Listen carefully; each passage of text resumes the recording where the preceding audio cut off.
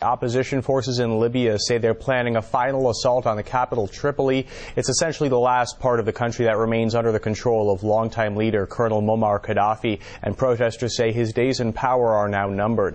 Recent UN resolution has referred to him in the International Criminal Court for War Crimes, but some say there are details of his recent friendship with Western countries neither Washington nor London would like revealed. RT's correspondent in the Middle East, Peter Oliver, has more from Cairo.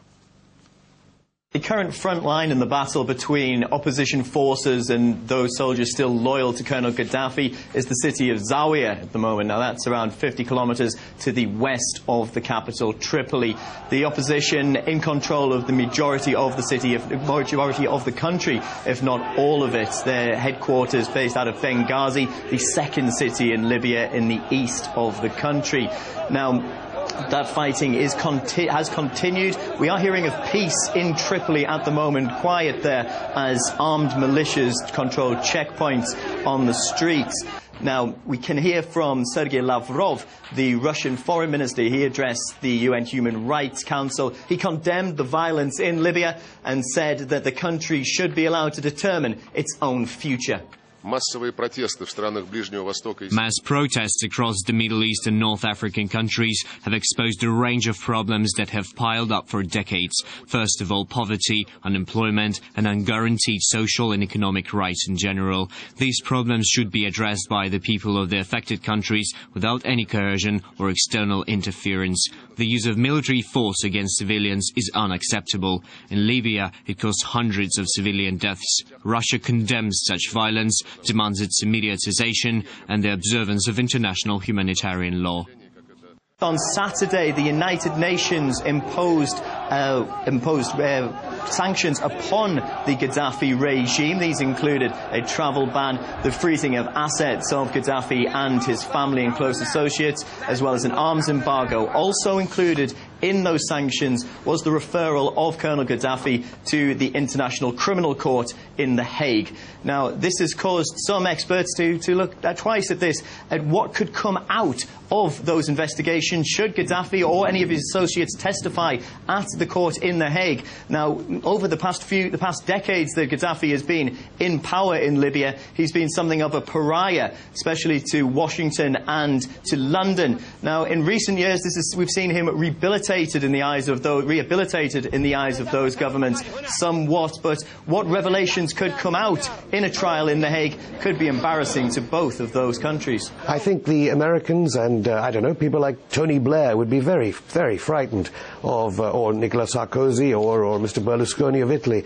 would be quite frightened about an ICC trial, because then the Gaddafi regime and the people that are still supporting him in Tripoli in their bunkers will be able to tell all the stories about everything from Lockerbie to how American and British arms companies were involved in propping up that regime, and they'll have a string of email, they'll have an email trail. I don't think the Americans or London or Brussels would very much want that to come out in court, do you? Well, we heard the Lockerbie bombing mentioned there. That's just one of a number of incidents in a checkered history of relationship between the West and Colonel Gaddafi. We also look at the 1986 bombing of a West German discotheque that was targeted at killing US soldiers. Now, that resulted in US Air Force and Marine airplanes bombing the Libyan capital, Tripoli.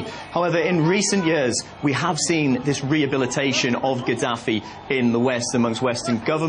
We've seen him used as an ally in the area during the Iraq War. We've also seen contracts for arms deals and also oil deals struck between Western countries and Libya. So if anybody does appear before The Hague on trial for crimes against humanity, for what has happened during this violence in Libya, it'll be very interesting to see what comes out of those investigations. Well, what we're looking at the moment is the International Red Cross have described the border between Tunisia and Libya as a humanitarian crisis. 40,000 people crossed that border fleeing from violence in Libya in the last week alone. Now, around 100,000 people are estimated by the UN to have fled Libya in total, some coming here to Egypt where I am, others going abroad elsewhere. Many countries around the world trying to get their citizens out of Libya. people from all over the world working in the North African country. Many countries already removing all of their citizens. Russia sent a plane in order to remove Russian citizens, to evacuate Russian citizens from the Libyan capital. And my colleague Oksana Boyka went along to find out firsthand just what they've been through in the violence that's been going on in the country. Propelled by fear, held back by doubt. Many of those who boarded the last Russian emergency plane from Libya didn't want to leave, but then decided better safe than sorry. A subcontractor for Gazprom, Alexei says he never cared much about Libyan politics, that is, until arguments were replaced by guns. It's both sides. It's equally dangerous because the regime suppresses its people with whatever, bombing, guns and murders, whatever.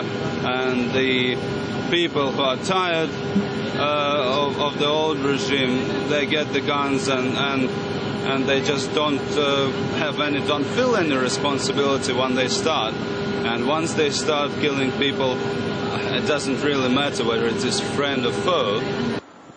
For years, it was a mantra for many foreign companies. Ignore Gaddafi's quirks and you'll be rewarded in oil revenues. But as Libya slips closer to a civil war, this logic no longer seems bulletproof. Yet, even on the Russian plane, there were some who said that the grim predictions were blown out of proportion. Antonina, who's worked in Libya as a nurse for 20 years, says she already regrets the decision to flee.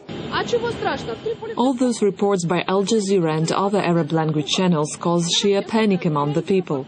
Nobody's attacking in Tripoli. There is no shooting. Yesterday I could easily go to see my friends. All the young people are supporting Gaddafi. Hospitals are working as usual, as are all the people. Banks open today, everything functions. People want to leave as they can. Yet, with the country awash with firearms, the current lull in violence increasingly looks like a calm before the storm. That's why Tripoli airport is now busier than ever, with countries scrambling to pull their citizens out. Colonel Gaddafi is known to pride himself on being a shrewd negotiator, and it shows even in the way the evacuation of foreign nationals is being carried out. Over the past week, the government fee for servicing planes at the Tripoli airport has more than tripled to more than $80,000 per plane. Considering that expats used to make about 20% of the country's labor force, the flight from Libya is proving to be a very good source of cash. With less than 2,000 of its residents caught up in the unrest, Russia managed the evacuation fairly easily. Other countries didn't fare that well. The Egyptian uprising may have inspired Libyans, but it also left thousands of Egyptian guest workers stranded at Tripoli airport with very little, if any, assistance from their state. A few years ago, many countries raced to Libya, whose oil reserves are the biggest in Africa. Nowadays, even more frantically, they're trying to get out. But those fleeing the violence say it's just a matter of time before they'll be back. Oksana Boyka, RT, Tripoli.